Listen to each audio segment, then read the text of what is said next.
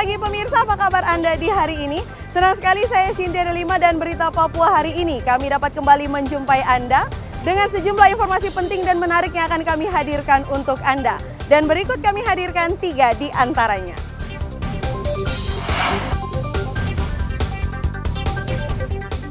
Terbakar api cemburu, seorang pria di Jayapura tega menghabisi nyawa pria yang ia duga berselingkuh dengan istrinya.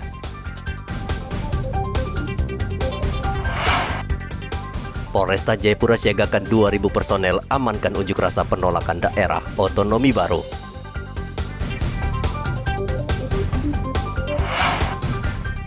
Pedagang makanan siap saji keluhkan mahalnya minyak goreng.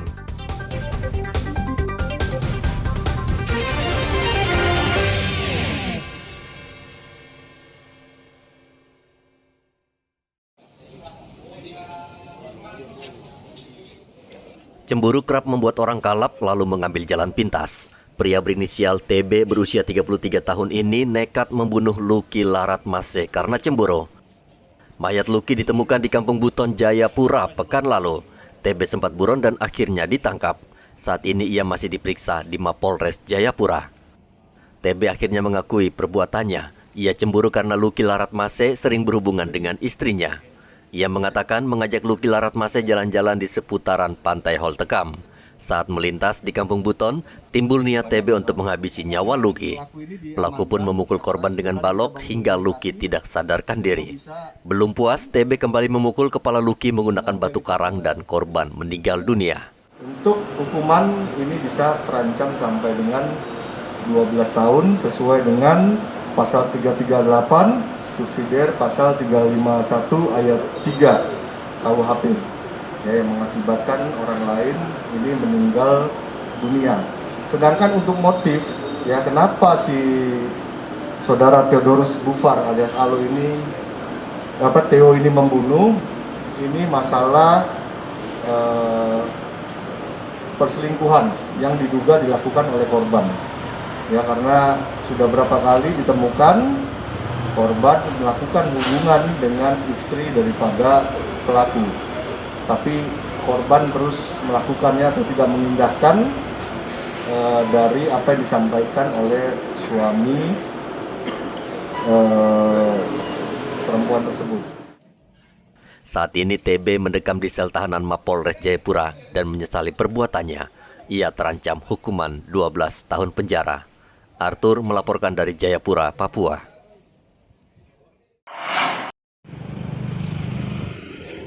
Polresta Jayapura Kota menyiagakan 2.000 personel mengantisipasi unjuk rasa penolakan daerah otonomi baru yang akan digelar hari ini.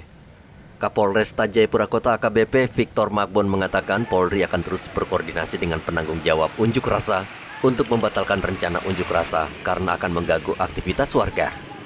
Kapolres menegaskan jika tidak memenuhi syarat, unjuk rasa yang akan digelar di kantor DPRD Papua akan dibubarkan, apalagi saat ini masih situasi pandemi.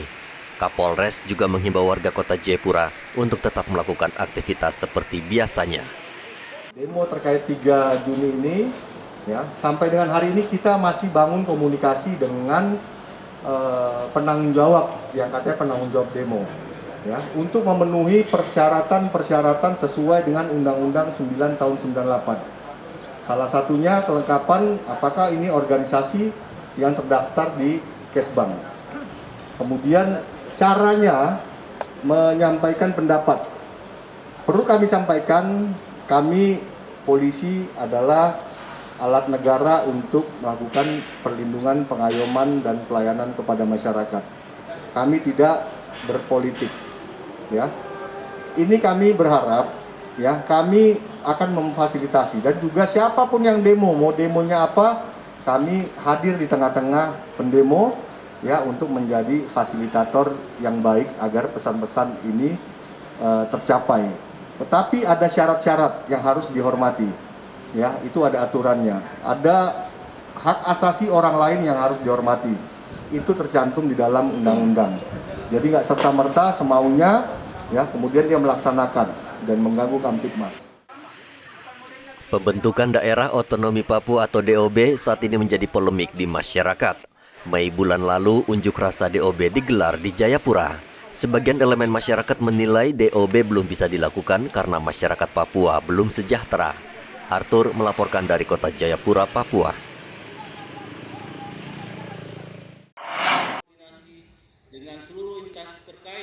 Prajurit di Mimika diminta bekerja sama dengan polisi dan menjaga kekompakan untuk mengamankan PT Freeport yang merupakan objek vital nasional. Komandan Resor Militer dan Rem 172 ATW Merauke, Brigjen Resapah Levi saat mengunjungi Timika mengingatkan prajurit, wilayah Papua sangat rawan teror yang dilakukan kelompok kriminal bersenjata, sehingga seluruh anggota Kodim dan polisi harus tetap siaga dan kompak. Penerimaan Satgas sebetulnya adalah kegiatan medis karena memang operasi yang dilaksanakan itu 9 bulan, sehingga itu adalah kegiatan medis, bukan rutin.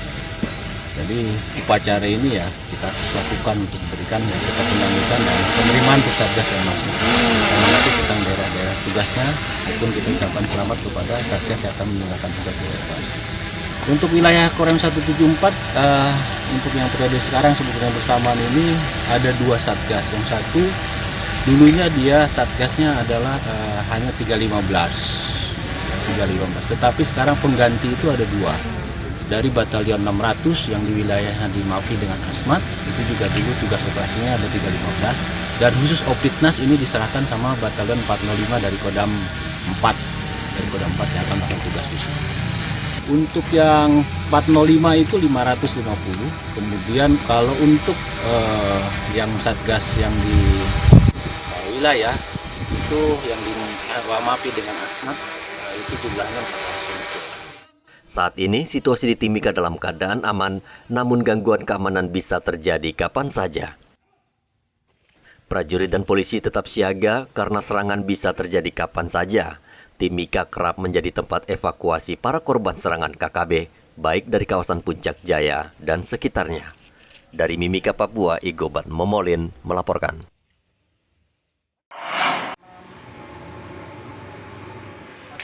Pemerintah saat ini telah menetapkan harga eceran tertinggi atau HET untuk minyak goreng di seluruh Indonesia. Namun harga minyak goreng kemasan di Merauke masih tetap tinggi. Hal ini dikeluhkan Roto, seorang pedagang makanan siap saji di Merauke. Ia mengatakan setiap hari menghabiskan 10 liter minyak goreng. Dengan harga minyak goreng yang masih tinggi, ia hanya bisa pasrah melihat omsetnya semakin menipis karena ia tidak bisa menaikkan harga ayam goreng. Karena khawatir tidak ada yang beli.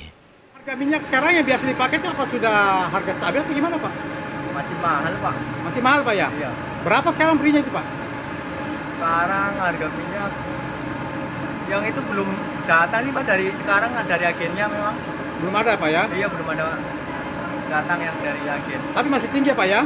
Masih tinggi Pak. Nah kalau ini kan ada namanya, pemerintah kan buat stabilan harga minyak. Ini sekarang belum stabil Pak, masih harga tinggi Pak ya? Ya, masih mahal lah. Masih mahal. Iya. Pak, kalau jual gorengannya ini memang tetap harga seperti 10.000 Pak ya? Iya. Tidak ada rencana kenaikan Pak?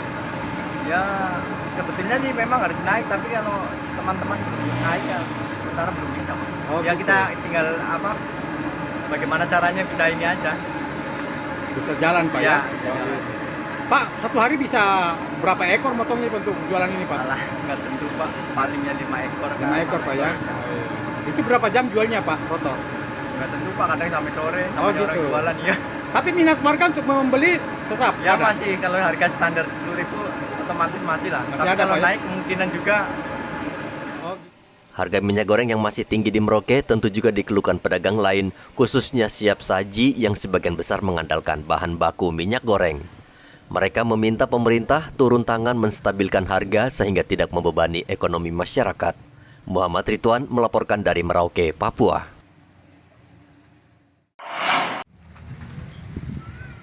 Sopir angkutan umum yang selama ini melayani trayek luar kota Merauke, seperti kawasan distrik Kurik, Jagebob, dan Muting, meminta Pemda Merauke menaikkan tarif angkutan yang menurut mereka saat ini sudah tidak layak. Sejumlah sopir angkot di Terminal Umum Merauke Kota mengeluhkan pendapatan mereka yang terus menurun. Apalagi pasokan BBM yang menurut mereka saat ini sering tersendat, sehingga mereka harus antri lama dan menghabiskan waktu. Terus selama ini melayani trayek kemana Pak? Merauke Ulilin Muting. Muting ya. Itu Muting kalau Ulilin, tarif ya. kalau tarif ke sana berapa itu? Dari ke sana awalnya 150. Kita mengingat dengan bahan bakar naik sampai 70 lebih. Makanya kita antisipasi ambil 200. 200. Nah, dengan tarif 200 itu ke kawasan Muting, Ulilin dan sekitarnya, kira-kira wajar tidak kalau Sebetulnya kita wajar tidak wajar, tapi kan kita ambil di tengah-tengah gitu karena kita juga mengingat masyarakat. Nah, terus satu, kalau kita tidak paksa ambil begitu, partai juga kita setengah mati kalau memang ada, kalau memang harganya naik, yang penting ada. Kalau tidak ada, mau bagaimana kita? Pak Amandus, kira-kira wajarnya berapa tarif yang sebenarnya harus ke sana dengan kenaikan BBM ini? Kalau bisa RCTI kita kalau memang di nasionalkan 2,5 bisa, kalau memang naik lagi 50 per satu penumpang ya? Ya. Itu kalau ke Muting berapa jam ditempuhnya dengan Ya kendaraan? normal 4 jam. 4 jam ya? Ini trek kemana mah? Kurik Kurik ya. Nah, harga yang sebelumnya berapa ke sana itu? 50.000. 50.000 ya. Nah, ini kan semakin hari semakin BBM semakin naik, lalu kemudian berbagai operasional kan meningkat. Nah, kalau tarif seperti itu, apa untuk Anda masih wajar apa? Ya kalau dipikir-pikir sih nggak wajar sih, karena dengan adanya Pertalite Kenaikan ya? ya. Nah, kalau sebenarnya kalau menurut Anjas berapa yang wajarnya itu kalau ke sana itu? Ya kalau untuk diperbandingkan dengan pendapatan masyarakat sih ya, kalau naik 10.000 wajar. 10.000 ya? Iya. Berarti 50 ke 60 ya? Iya. Iya. Pak Sutris, kalau Anda melayani trayek kemana? Merauke Jagebob. Merauke Jagebob. Kalau ke sana sekarang ini berapa tarifnya? Sementara ini batas Agrindo naik itu kita tarik 100. 100 ya. Nah, kalau tarif seperti itu dengan situasi dan kondisi seperti ini, apa masih wajar? Sebenarnya sih kalau menurut saya kepingin kita kasih naik. Cuma kita mau kasih naik harga untuk sementara ini kayaknya masih merasa keberatan ya. masyarakatnya. Nah, kalau wajarnya berapa kalau ke sana kira-kira? Ya kalau menurut saya kalau bisa sih saya kasih naik 150. 150 ya. Per satu penumpang gitu ya. Iya. Kalau ke Jagebob berapa lama jam tempuhnya? Kita tempuh paling tidak 3 jam. 3 jam ya. Dengan faktor jalan juga kurang bagus. Makanya kita tidak bisa memburu waktu dengan secepat mungkin gitu. Keluhan yang sama juga dilontarkan pengemudi ojek. Mereka juga mengeluhkan pasokan BBM yang kerap tidak menentu, sehingga mereka harus antri berjam-jam. Sopir angkot di Merauke ini mengancam akan mogok jika pemerintah daerah tidak menggubris aspirasi mereka. Muhammad Ridwan melaporkan dari Merauke, Papua.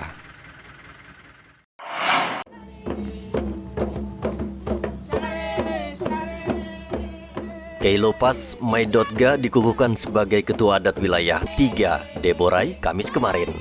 Pengukuhan berlangsung dengan adat suku Arfak yang dilangsungkan di halaman kantor Dewan Adat Papua Sanggeng, Manokwari. Ketua Umum Dewan Adat Papua Dominikus Sorabut memasangkan mahkota cendrawasih. Sebagai tanda Keilopas Maidotga resmi menjadi Ketua Dewan Adat Wilayah 3 Doberai. Keilopas Maidotga mengatakan dalam programnya akan memprioritaskan perlindungan hak-hak masyarakat adat.